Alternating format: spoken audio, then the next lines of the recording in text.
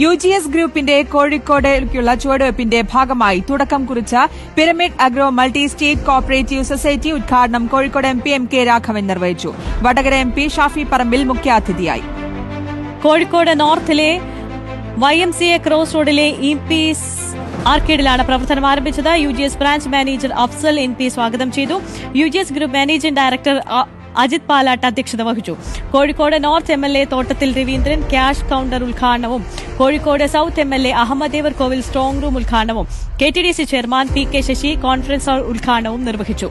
വിവിധ gold loan സ്കീമുകൾക്ക് പുറമെ ലളിതമായ വ്യവസ്ഥകളിലൂടെ കുറഞ്ഞ സമയത്തിനുള്ളിൽ ലഭ്യമാകുന്ന ആഴ്ച തവണയിൽ അടയ്ക്കാവുന്ന ബിസിനസ് ലോണുകൾ, കാർഷിക മേഖലയ്ക്ക് സഹായകരമാകുന്ന നിരവധി ലോൺ നിക്ഷേപ പദ്ധതികൾ എന്നിവ pyramid agro multi state cooperative society നൽകുന്ന സേവനങ്ങളാണ്.